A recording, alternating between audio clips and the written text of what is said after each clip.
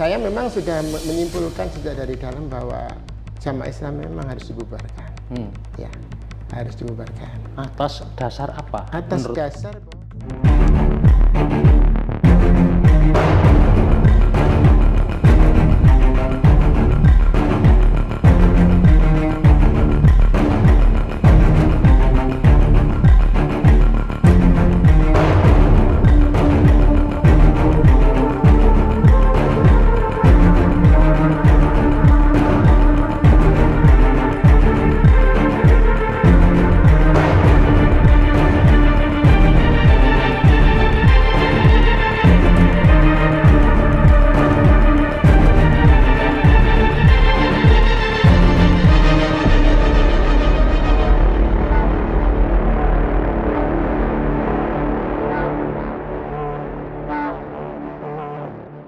Tribuner dan pemirsa dimanapun Anda berada, saya sekarang sudah bersama Ustadz Abu Mahmudah atau yang juga akrab disapa Ustadz Siswanto. Assalamualaikum warahmatullahi wabarakatuh. Waalaikumsalam warahmatullahi wabarakatuh. Ya, senang sekali, terima kasih sudah ada kesempatan untuk ngobrol Ustadz, dan tentu pertanyaan pembuka ini tidak jauh-jauh dengan apa yang terjadi pada 30 Juni 2024 di Sentul. Jamaah Islamiyah atau Al-Jamaah Al-Islamiyah Indonesia bubar atau membubarkan diri. Ini pertanyaannya, ini bubar sungguhan atau bagaimana Ustadz, silakan. Ya, terima kasih. Bismillahirrahmanirrahim. Ya, tentunya itu adalah satu, bukan hanya sekedar ada kejujuran, tapi berangkat dari kejujuran. Jadi pembubaran ini adalah pembubaran yang serius. Nanti waktu yang akan buktikan, insya Allah. Oh gitu. Ya, artinya ini kan tidak serta-merta, dadaan, dan kemudian orang berkumpul pada tanggal 30 kemudian memutuskan. Pasti ada proses sebelumnya yang mendahului. Bisa Betul. Diceritakan seperti apa? Wah, cerita itu bisa panjang. Panjang ya? Ya diringkas. Iya, diringkas ya. Iya, diringkas. Baik. Yang pasti bahwa modal dasarnya adalah terbangunnya trust, komunikasi dan trust. Ya. Kami mulai dengan berkomunikasi dengan pihak negara, dalam hal ini yang berkomunikasi dengan kami adalah aparat Densus Anti Teroris 88 ya. Karena kalau berbicara antar kami waktu itu kami pada situasi di mana situasi keamanan kami tidak mungkin. Ya. Jadi saya berkomunikasi sejak di dalam dengan penyidik, dengan aparat Densus dari Densus. Mungkin juga proses yang sama ditempuh oleh teman-teman yang lain di luar tanpa komunikasi. Baru kemudian setelah ada di luar baru terjalin komunikasi. Kemudian memang kalau saya pribadi artinya bisa saja bahwa para senior yang lain mungkin prosesnya berbeda dengan saya. Nah, tapi kalau saya orang mungkin berbeda. Ya, saya memang sudah menyimpulkan sejak dari dalam bahwa Jamaah Islam memang harus dibubarkan. Ya. Harus dibubarkan. Atas dasar apa? Atas dasar bahwa yang pertama, kalau saya perubahan yang paling mendasar adalah mindset. Pemikiran ya. Kemudian yang kedua beban hukum. Ya. Pertama dari sisi mindset itu bahwa setelah kami renungkan bahwa negara Republik Indonesia ini adalah negara yang dibangun melibatkan para ulama. Karena dia melibatkan para ulama, tentu mereka tidak serampangan memutuskan untuk membentuk negara bangsa ya, negara nation state Indonesia ini. Itu adalah satu pilihan di antara pilihan-pilihan yang paling masuk akal dan paling logis dengan kondisi keberagaman di wilayah Indonesia ini. Walaupun ketika itu jumlah kaum musliminnya bahkan hingga sekarang ya masih mencapai 86% lebih bahkan. Namun bahwa fakta pluralitas itu, suku bangsa, bahasa, adat istiadat, keyakinan itu adalah satu hal yang tidak bisa dipungkiri. Maka realitas, pilihan negara bangsa itu adalah realitas pilihan terbaik dari para ulama. Maka dan itu pun juga sudah teruji sepanjang sejarahnya kan. Artinya yang mencoba untuk keluar dari kesepakatan negara bangsa ini yang pertama adalah PKI Musa Amir Salihuddin dengan Republik Soviet Indonesia gagal. Madiun gagal. Kemudian juga mohon maaf ini ya, jadi Pak Kartosuwiryo yang mencoba untuk membuat negara yang argumennya tentu negara yang lebih Islami. diikuti oleh beberapa wilayah seperti di Makassar, di Sulawesi Selatan, Pak Kar Muzakar, di Aceh. Itu pun juga ternyata semuanya juga gagal. Ya. PKI mencoba kedua kalinya. Iya. Tahun 65 gagal juga. Artinya bahwa negara Republik Indonesia ini yang kemudian oleh Pak Nasir di tahun 1990 dipertegas bukan hanya negara Republik Indonesia, negara kesatuan Republik Indonesia dengan musi integral. Ternyata dia adalah satu hal yang memang tidak bisa dipungkiri. Dan itu pemikiran Muhammad Natsir ya. Iya. Sebagai Perdana Menteri. Seperti itu. Itu argumentasi secara apa namanya? Perubahan mindset. Oleh karena itu kami tidak keluar dari kesepakatan ini. Kami ingin mengembalikan diri kami dan adik-adik kami kepada kesepakatan ini. Pertama. Ya. Kemudian yang kedua adalah beban hukum. Bahwa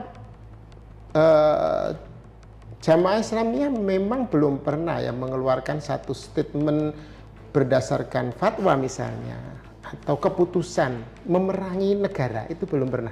Sedari tahun 1993 hingga saat ini itu belum pernah keluar seperti itu. Dan keterlibatan di berbagai tempat untuk berjihad, apakah itu di Afghanistan kah? Atau di Mindanao, atau membantu saudara muslim yang dalam tanda kutip teraniaya ya di banyak tempat di misalnya aja yang dalam negeri di Ambon, di Poso, yang di luar bahkan di Suriah ya. Itu semuanya dalam kerangka adalah dalam bahasa kami itu nasrul mazlum. Jadi membantu saudara muslim yang terzalimi atau kena persekusi ya gitu. Dan tidak dalam kerangka memerangi negara. Dan tidak dalam kerangka memerangi negara.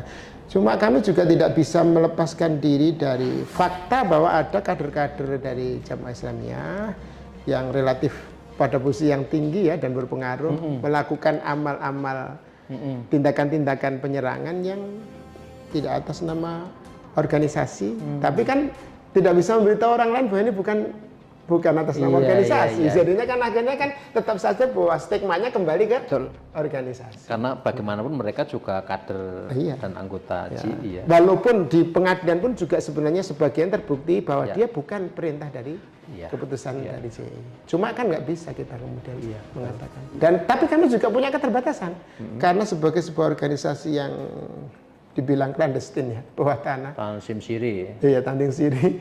Tidak punya kantor pusat, tidak punya sekretariat, tidak bisa melakukan eksplanasi, toh. Itu masalahnya selama ini. Dan beban-beban ini sampai pada akhirnya mendapatkan kesempatannya untuk dinyatakan sekarang ini bahwa kita tidak setuju dengan itu, ya tidak memutuskan, tidak setuju, dan kita ingin membuktikan ini untuk kembali kepada kaum muslimin secara keseluruhan, kembali kepada kesepakatan negara bangsa, negara kesatuan Republik Indonesia. Ya oke, jadi sebetulnya pergulatannya sudah lama ya, panjang. Dan kemudian ada evaluasi lagi, dan saya masih ingat ketika persidangan Abu Dujana itu nadanya sendiri sudah sangat moderat setelah persidangan gitu ya, artinya pastinya sudah jauh dari sana itu ada kegelisahan dan kemudian ini mengerucut sampai kemudian pada 30 Juni begitu ya kira-kira ya. Baik. Nah, kita akan melihat perjalanan setelah pernyataan membubarkan diri itu kemudian apa yang terjadi di kalangan jamaah sampai ke tingkat akar rumput. Ini bagaimana kondisi psikologis, reaksinya dan lain sebagainya. Insya Allah itu macam-macam. Ya pasti ya macam-macam. Tapi walaupun macam-macam seperti apa, karena di kalangan senior relatif bulat, relatif hampir mendekati 95 sampai kurang-kurang sedikit lah. Kalau ada yang belum itu kan hanya karena mungkin perlu waktu ya. Tapi fakta ini tidak bisa dipungkiri insya Allah. Fakta bahwa kita memang sudah waktunya untuk tidak terus-menerus terpuruk dalam situasi seperti ini. Nah, karena senior sudah relatif bulat, maka ke bawahnya juga kemudian agak lebih mudah untuk meyakinkan mereka. Karena pengantar kami begini, dulu kami itu, kita-kita ini berkumpul di sini untuk memberikan sebaik-baik kemanfaatan, bahasa kami ya, fiddin wa dunya wal akhirah, untuk kebaikan atau kemanfaatan agama, dunia maupun akhirat. Maka ketika sekarang senior melakukan tindakan seperti ini, tidak lepas dari bahwa itu juga dalam rangka untuk menyelamatkan agama, dunia dan akhirat kita semua. Dimulai dari kami, dan kami akan menyampaikan kepada kalian semua, kepada adik-adik semuanya, kepada didikan-didikan kami, kader-kader kami, seperti itu. Bahwa kemudian sebagian dari para anggota ini juga gimana Ustadz, berarti kita sudah menempuh jalan sedemikian panjangnya dengan segala pengorbanannya. Kenapa tiba-tiba seperti ini? Kan mereka tidak tahu kalau itu tidak tiba-tiba. Iya. Taunya ya tanggal 30 mak begitu gitu ya. Iya betul. Oh, iya. Nah, saya katakan bahwa kami kalau saya bilang saya mau semuanya juga mengatakan seperti itu. Jadi kalau persoalan itu ya semua dinamika ketika itu berdasarkan kepada sampainya ilmu kami di zaman itu, para pembimbing ini ya seperti itu, dan insya Allah keikhlasan kita tidak akan menyebabkan amal-amal itu tersia-sia, insya Allah. Jadi apa yang baik di masa yang lalu, di mana kita membantu saudara muslim kita, itu tetap menjadi pahala insya Allah yang kita harapkan sebesar-besar balasannya dari Allah Subhanahu Wa Taala. Tapi kini sudah tiba saatnya bahwa ternyata langkah-langkah itu tidak lebih mendatangkan manfaat dibandingkan langkah yang sekarang kita lakukan. Karena fakta bahwa jamaah sudah menyandang beban hukum ini. Dulu tujuan kalian, kita semua ini bergabung kepada jamaah ini kan dalam rangka untuk mendapatkan nilai tambah di hadapan Allah. Sekarang ini berdasarkan undang-undang terorisme yang terakhir yang sudah direvisi mungkin beberapa kali, menjadi anggota saja. Menjadi anggota, kalau ada yang bisa menjadi saksi, bisa menyaksikan 2 orang saksi, maka kamu sudah, para anak-anak sekalian, adik-adik kamu sekalian, kamu sudah bisa dituntut 2,5 sampai 3 tahun.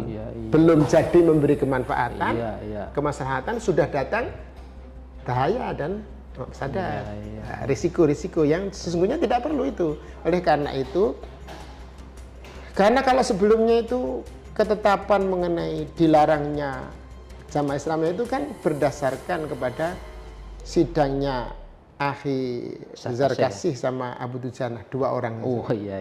Sekarang ini kan sudah dikuatkan lebih dari 500 vonis yang serupa dengan itu. Jadi posisi dalam ketetapan hukum ini sudah jelas bahwa ini memang ada masalah.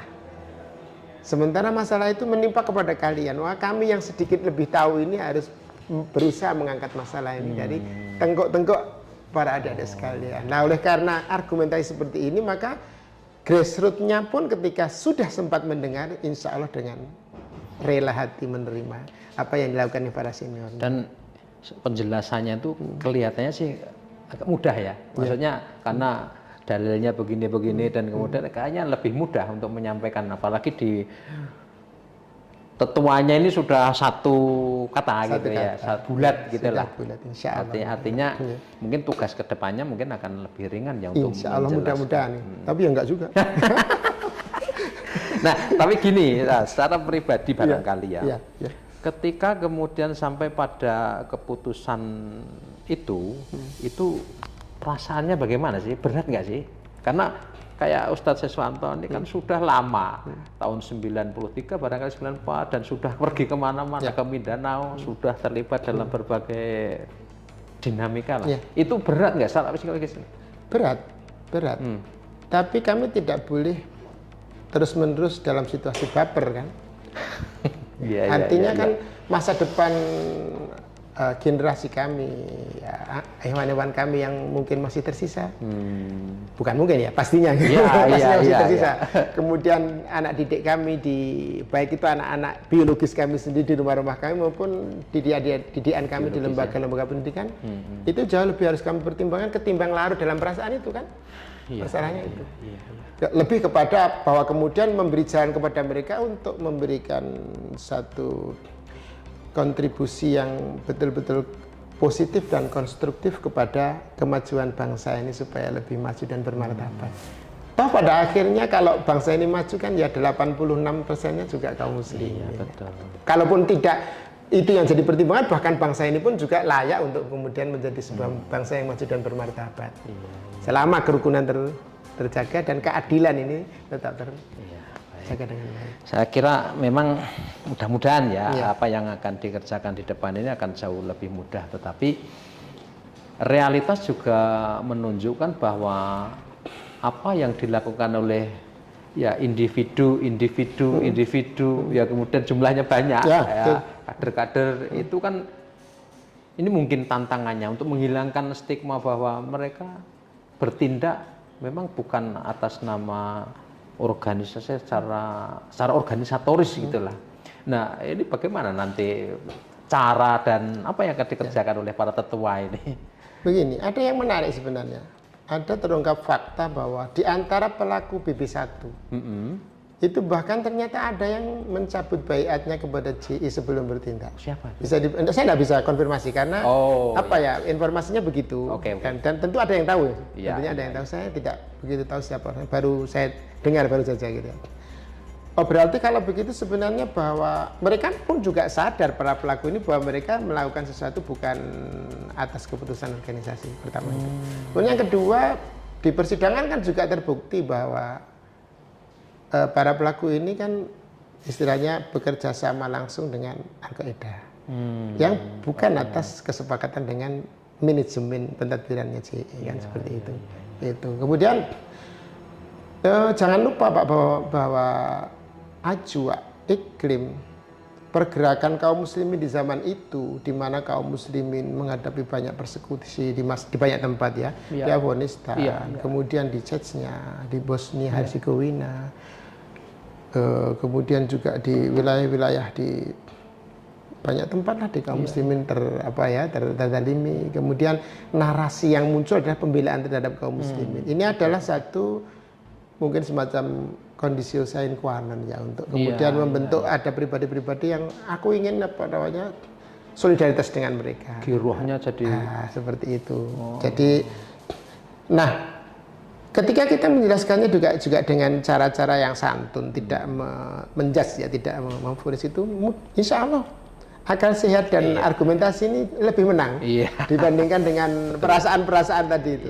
Dan kan juga kita juga tidak mengatakan bahwa misalnya kepada keluarga pelaku yang masih hidup kemudian kita sudutkan, enggak, bukan seperti itu. Dan bukan masanya lagi. Justru dirangkul ya. Justru dirangkul. Karena misinya adalah mengintegrasikan anak-anak ini kepada menjadi bagian dari anak bangsa. Mengintegrasikan kembali. Dan itu sebetulnya memang menjadi tugas berat berikutnya ya, mengintegrasi. Karena bagaimanapun juga banyak di antara mereka ini kemudian yang terpinggirkan. Dan ini menjadi tugas berat. Mestinya tidak hanya para tetua, tetapi juga pemerintah dan negara mesti. Negara mesti hadir. Kemudian setelah 30 Juni ini saya juga mendengar ada banyak kader yang tadinya berdiam diri, bersembunyi, tetapi mereka juga kemudian masih masuk di dalam daftar orang-orang yang dicari, kemudian bersilaturahmi ke Ustaz Siswanto. Apa benar ini? Benar. Dan apa yang mereka katakan? Saya mau kawan fakta saja. Faktanya seperti ini, posisi jamaah ini di hadapan negara itu seperti ini, kasusnya sudah seperti ini jumlahnya banyaknya. Fakta-fakta yang di persidangan saya melihat langsung. Saya berkomunikasi dengan bahasa-bahasa seperti ini kepada mereka. Kamu selama ini berada dalam situasi seperti itu, silakan yang penting saya menyampaikan fakta dulu. Kamu mau melanjutkan seperti itu pun juga tidak ada. Saya tidak akan memaksa. Kalau kamu kemudian mau seperti itu pilihannya, ya kamu pikirkan aja mau berapa lama lagi. Satu. Kemudian yang kedua, hak-hak keluargamu, istri dan anak-anakmu yang mungkin selama ini baik itu nafkah, baik kasih sayang, pendidikan, sampai kapan lagi kamu akan terus terpisah dalam situasi seperti ini. Tapi saya tidak memaksa. Silakan pikirkan baik-baik. Nanti kalau sekiranya kamu perlu berkomunikasi lagi dengan saya, komunikasi lagi, tidak apa-apa. Dari cara-cara penjelasan seperti inilah kemudian menjadikan mereka, iya Ustadz kami percaya. Dan itu tidak hanya satu dua. Ada nggak yang kemudian menegakkan kepalanya gitu? Awalnya ada yang seperti itu. Tapi ya kita tetap saja saya sampaikan dengan cara-cara yang sah itu. Tidak apa-apa kamu mau seperti itu, tidak apa-apa. Tapi kan kalau kemudian jumlah besar senior ini sudah kembali kepada negara, terus kamu mau bersama siapa? Kamu bisa berdiri sebagaimana para senior ini berdiri. Justru ditantang balik ya. Iya toh. Kalau kira-kira sanggup, silahkan. Tapi kita sudah menasihati begitu ya kira-kira ya. Dan insya Allah sejauh ini hampir semuanya yang bersedia mendengar. Itu Iya. kemudian. Sekurangnya mereka mendengar Iya, dulu ya. Iya. Sebab kadang-kadang memang memerlukan waktu. Ya bisa dibayangkan lah Pak, sudah bertahun-tahun, mungkin berpuluh tahun bahkan Berpuluh tahun, situasi seperti itu tiba-tiba kereta berhenti. Iya ya. Nggak main-main. Beritanya memang ke dalam aja besar. Iya. Apalagi keluar. Iya. Ini nanti pasti akan mendengung, semakin mendengung saya kira. Gitu Dan ya. saya kira ini keterbukaan Ustadz Siswanto, Ya. Ustadz Ansori ini juga akan membantu banyak saya kira. Mudah-mudahan seperti itu. Harapannya memang untuk mengintegrasikan kembali. Kami tidak ingin mewariskan kepada anak-anak kami itu stigma. Iya. Yang karena mungkin kekeliruan, kesalahan langkah dari para orang tua ini, para senior, kemudian stigma menimpa kepada mereka. Akibatnya mereka bisa teralienasi, kemudian tidak bisa memberikan peran potensinya tidak bisa disumbangkan untuk yang lebih positif dan konstruktif. Padahal boleh jadi anak-anak kami itu ya seperti anak-anak yang lain, bisa juga lebih lebih dahsyat barangkali dengan segenap potensinya ya. Mudah-mudahan seperti itu. Nah, sekarang ini kan masih ada di lingkup keluarga ya katakanlah begitu yang kemudian mendapat nasihat, mendapat update informasi terkait apa yang kemudian diputuskan oleh para tetua ini. Nah, bagaimana dengan mereka-mereka yang dulu adalah kader anggota JI melakukan aksi kekerasan atas inisiatif pribadi, apakah juga akan direngkuh ataukah berlepas diri gitu ya? Yang pasti kalau kami upaya pertama adalah berkomunikasi. Komunikasi. Dari pintu semuanya adalah kesediaan untuk berkomunikasi dan mendengar.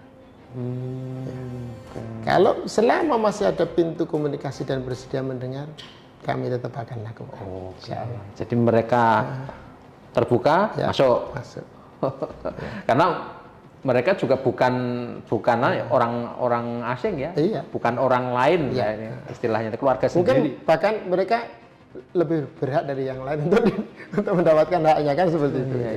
Ibaratnya kan ibarat keluarga kalian memang lebih berhak untuk mendapatkannya daripada yang lain-lainnya. Ya, jadi tetapi apakah selama ini sebelum kemudian 30 Juni itu mereka itu sudah dianggap di luar organisasi? Maksudnya setelah kejadian mereka melakukan kejadian, kemudian apakah mereka itu dianggap di luar atau masih? Mungkin dalam kaitan dengan struktur barangkali memang tidak terlibat ya. Wong saya aja nggak terlibat dalam struktur. Dalam struktur lah ya, organisasi. Tapi bahwa mereka bagian dari keluarga besar pertama jamaah ya, kemudian juga kaum muslimin yang punya hak atas kami mungkin lebih dekat daripada kaum muslimin yang lain. Tentu itu tetap tidak akan kami tinggalkan. Nah, jadi prinsip berpikirnya seperti itu. Ya. Dan selama ini perlakuan saya lihat juga adik-adik seperti itu.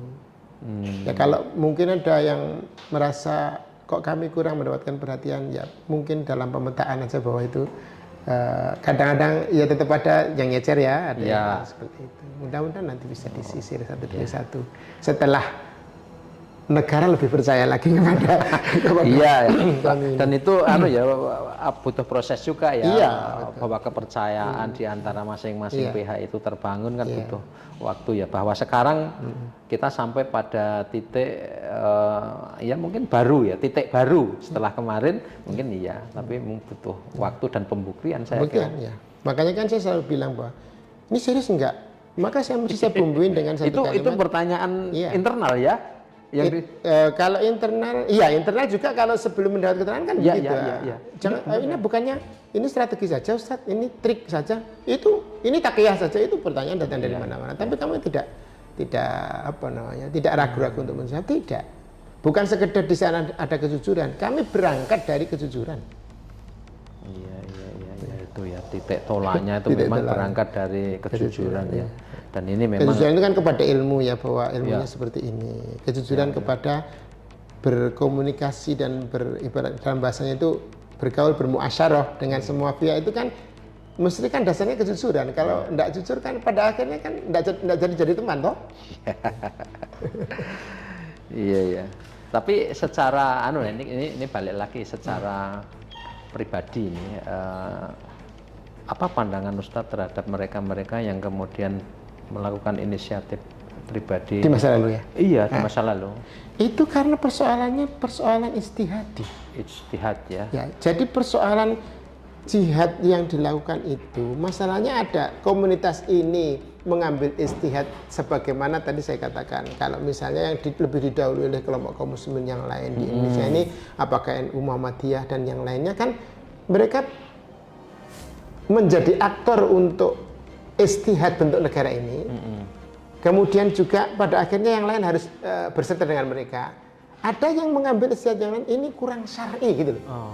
Jadi kedua istihad ini ketika dilakukan pada pribadi yang sebanding sebenarnya juga memang ya sah-sah saja gitu loh. Cuma ketika sudah berjalannya waktu kan kemudian bisa dibaca, oh pertumpahan darah kaum muslimin, oh potensi jadi seperti tersia-siakan, oh bangsa tercapek, itu kan fakta. Nah ini yang menjadikan, oh kalau begitu kita mesti surut. Ada satu pengalaman berharga ya.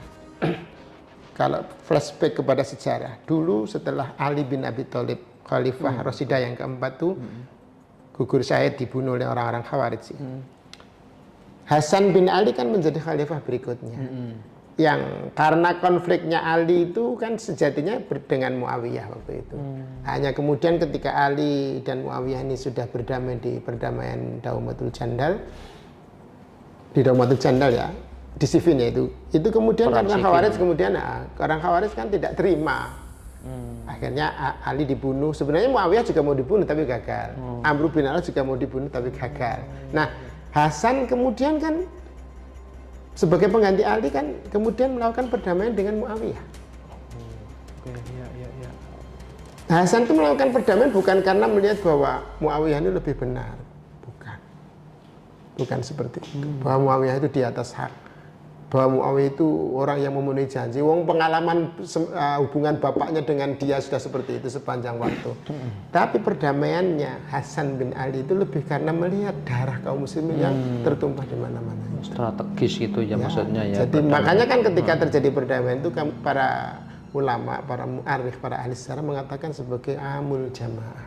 Kembali bersatunya kaum muslimin dari jamaah kaum muslimin yang di Muawiyah di Damaskus, Syam, kemudian dengan jamaah kaum muslimin bersama Ali bin Abi Thalib, Hasan bin Ali bin Abi Thalib menjadi satu kembali. Di sini beliau dipuji Rasulullah sebelum Rasulullah wafat. Jadi artinya apa? Kadang-kadang bentuk perdamaian itu melihatkan kepada apa yang menimpa pada umat. Iya. Jadi seperti itu yang menjadi argumentasinya itu. Seperti darah tertumpah di mana-mana. Kadang maaf ya, dalam batas tertentu bisa dikatakan sia-sia. Iya. Ya kan? Kalau potensinya ngumpul kan jadi bisa lebih maju. Bermanfaat. Jadi tidak harus menang-menangan ya? Tidak harus menang-menangan. Walau satu syaratnya itu diantaranya yang disyaratkan tuh nanti selepas Muawiyah maka kepemimpinan diserahkan kembali kepada syura kaum muslimin. Dan itu diselisih oleh Muawiyah. Kan Muawiyah kemudian mewariskan kepada Yazid tanpa persetujuan syura kaum muslimin. Kan? Tapi bahwa prestasi Hasan bin Ali menyatukan kembali itu adalah satu fakta sejarah yang diakui oleh seluruh para kaum muslimin. Jadi mungkin ini sifatnya bukan apa. Kita mengambil iktibar dari kejadian itu. Janganlah kemudian anak bangsa ini terus-menerus seperti ini. Kalaulah ini dianggap istihad, terbukti sudah bahwa friksi terjadi, kemudian luka sudah seperti itu, darah berceceran, ini harus diakhiri. Ya. Jadi islah demi kebaikan umat. Ya. Dan jangan sampai ada orang mengatakan bahwa kaum muslimin masih punya masalah dengan negaranya. Oh gitu ya, sudah sampai di situ ya. Akan setiap kali ada penangkapan, iya. ada lagi kaum muslimin ditangkap. Dari kelompok manapun loh ya. Iya. Tangkap lagi. Kaum muslimin masih punya masalah dengan negaranya. Kita ingin katakan bahwa dari sisi CI, CI tidak punya masalah lagi dengan negaranya. Mudah-mudahan bisa diambil iktibar oleh yang lain. Iya. Tapi bahwa ya kita tidak berharap yang tidak baik ya, tetapi ini kan potensi kemungkinan bahwa ada orang-orang individu-individu yang mungkin akan melakukan atau mengulang kekerasan yang sama kan masih terjadi. Kalau yang di JI moga-moga itu potensi Ya, kecil ya. sekali. Ya, artinya ini di keluarga bekas organisasi JI Insya Allah relatif ya, aman. tidak ada ya. Ya, Bahwa mudah-mudahan lah. di tempat lain mungkin ya kita tidak tahu ya. Ya monggo kalau pikiran ini dia dianggap rasional, kemudian juga berargumentasi kan bisa, akal sehat kan mesti menyebar kemana-mana. Betul. Tapi kalau memang tidak mau mendengar ya kita tentu tidak bisa Ya, mengatakan tidak bisa apapun. melarang lah ya karena itu udah. Tidak bisa mengatakan apapun. Oh, iya, tidak bisa mengatakan apapun ya. Kalau Oke. Nah, sekarang Ustadz, tentu ini pekerjaan berikutnya seperti yang juga kita baca di butir-butir rumusan deklarasi. deklarasi di Sentul. Ini kan tugas berikutnya adalah sosialisasi sampai mungkin tingkat akar rumput. Tetapi ini kan jumlahnya banyak dan di banyak lokasi, banyak tempat, tidak hanya di seputaran Solo ya, sampai di luar pulau kan juga ada ini. Kira-kira nanti gambarannya bagaimana ini? Perlahan tetap dilakukan. Perlahan tapi pasti kita lakukan. Tapi sepanjang bahwa trust ini terus terpupuk, baik antara X yang sudah bersama dengan para senior ini, dengan negara sudah terpupuk. Ini kan ibaratkan bola salju. Iya. Kalau bola salju kan makin hari makin gede, besar, ya, makin menggelinding makin besar. Iya, Saya berharap seperti itu. Mudah-mudahan tidak jauh dari. Artinya sesuai dengan taufik dan maunah Allah Subhanahu Wa Taala. Cocok dengan yang dikersaki Allah Subhanahu Wa Taala dan ditolong oleh Allah Subhanahu Wa Taala. Ya. Nah, di sisi lain tentu ini kan sikap dan keputusan yang diambil oleh keluarga bekas organisasi JI ya. Saya nyebutnya kan sekarang artinya kan jadi bukan JI kan, mantan ya, X. gitu ya. X. Nah, apa yang kemudian diharapkan dari sisi pemerintah dan negara, karena bagaimanapun dalam perjalanannya ini kan ada banyak tantangan, ada banyak masalah, ada banyak pekerjaan yang dihadapi oleh keluarga XJI sebagai imbas dari apa yang terjadi di masa lalu. Pertama, harapan kami bahwa akan terbangun trust. Negara mempercayai. Tentu ini tidak di awal waktu kami minta seperti, tapi berjalannya waktu. Mudah-mudahan semakin hari semakin terakumulasi kepercayaan tersebut, terpupuk semakin tebal. Itu akan memberi ruang kepada para X ini untuk beramal. Di setiap amal, baik itu kaitannya dengan amal Islami maupun juga dalam pengertiannya menjadi tenang untuk bekerja, menjadi tenang untuk mengeksploitasi potensi yang mengeksplorasi dan potensi yang dimiliki untuk kemudian membangun kenormalan hidup. Itu kira-kira seperti itu ya. Ya, jadi pertama itu yang kita harapkan. Kemudian ya jika kita sudah kembali kepada kepangkuan negara kan tentunya ini juga hak-hak sebagai warga negara sebagaimana kewajibannya tetap kami tunaikan kan tentu kami juga memiliki hak. Hak sama itu lah ya, harus sama sama dengan yang lainnya. Artinya tidak perlu kemudian jika memang sudah terbukti betul-betul tulus dan kembali tak usah di stigma. Ya, kemudian kalau masih ada sebagian yang mungkin belum sejalan jangan dijadikan sebagai alat untuk mengeneralisir. Itu yang bagian yang terpenting. Kemudian ya kalau misalnya memang ada pemerintah mau melakukan pendampingan yang mau bangkit dari sisi kenormalan hidup ini, tentu itu adalah satu yang lebih baik. Ya.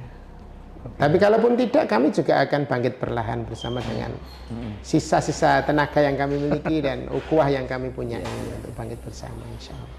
Nah, yang lain barangkali juga karena realitas juga menunjukkan di masa lalu apa yang terjadi itu kemudian memberi kesan sebagian keluarga ini mungkin relatif tertutup terhadap luar gitu ya.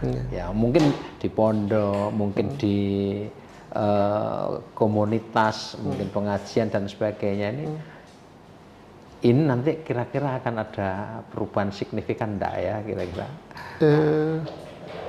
Kalau di dua dunia, dakwah dan pendidikan saya yakin ya bahwa itu akan istilahnya ketika beban hukum itu sudah ditanggalkan, kemudian sudah diterima sebagai warga negara yang baik, seperti yang lainnya, itu mungkin bisa lebih cepat. Saya tidak akan mengatakan bahwa akan melejit enggak gitu ya, tapi harapannya insya Allah lebih alamiah ya. Alamiah, tapi kan begini, punya kejujuran, kemudian juga partisipatif di tengah masyarakatnya, sehingga pasti ruang akan terbuka. Dengan sendirinya Iya. ya. Mungkin ada yang sedikit tertutup sebelumnya karena kultur organisasi ya. Memang perlu waktu. Oke. Ya, memang perlu waktu. Iya. Jadi memang tidak serta-merta ya, ini akan kemudian berubah total, tetapi bahwa berangkat dari niat baik dan kejujuran ya. Baik Ustadz Seswanto, barangkali ada hal-hal yang sangat substantif yang barangkali ingin disampaikan kepada masyarakat, mungkin pesan, mungkin seruan, mungkin apa, silakan Ustadz Seswanto. Ya, bismillahirrahmanirrahim. Jadi sejatinya kami di dalam jamaah ini selama perjalanannya dari sejak berdirinya ya 93 hingga sekarangnya adalah madrasah. Kami mendapati di dalam kehidupan kami dengan berjamaah di dalam jamaah Al-Jamaah Al-Islamiyah ini, kehidupan kami menjadi lebih beragama, pastinya seperti itu. Kemudian bahwa di sana ada beban-beban yang kemudian karena sebab-sebab tertentu menjadikan kami tertutup dan kemudian bahkan kena vonis, itu adalah bagian dari dinamika perjalanan. Dan hari ini kami sudah sekali lagi menyatakan kembali kepada tubuh besar umat Islam, sudah kembali ke pangkuan Negara Kesatuan Republik Indonesia, sehingga dengan demikian ini menjadi satu pembelajaran yang boleh jadi bisa diambil iktibarnya oleh sesiapapun, dari baik dari intern umat jamaah Islamnya, ex jamaah Islamnya sendiri, maupun juga oleh kaum muslimin yang lain, bahwa istihad para pendahulu kita dari kalangan para ulama dengan bentuk negara bangsa ini, dengan segala pluralitasnya, kemudian berbagai suku, agama, keyakinan, ideologi ini kita rangkum sebagai satu negara bangsa, kemudian kita majukan bersama. Potensi kita tidak kita pecah-pecah, tapi potensi kita satukan untuk menjadikan bangsa ini menjadi bangsa yang maju dan bermartabat insya Allah. Tentu pada akhirnya ruang itu adalah yang kami inginkan dari umat Islam khususnya, dan juga negara. Dalam hal ini adalah memberikan kesempatan yang sama kepada ex dari JI ini untuk bisa mengeksplorasi dirinya, memberikan peran sertanya tanpa lagi dengan satu pandangan-pandangan yang mungkin membedakan atau mungkin mendiskriminasi. Itu yang kami harapkan. Meski sejatinya dari sisi yang sudah ditempuh dari adik-adik kami selama ini, anggota-anggota kami, mereka cukup bisa bermasyarakat dengan baik dan juga bergaul dengan lingkungannya dengan baik insya Allah. Mudah-mudahan jadi pembelajaran bersama. Terima kasih. Download Tribun X sekarang, menghadirkan lokal menjadi Indonesia.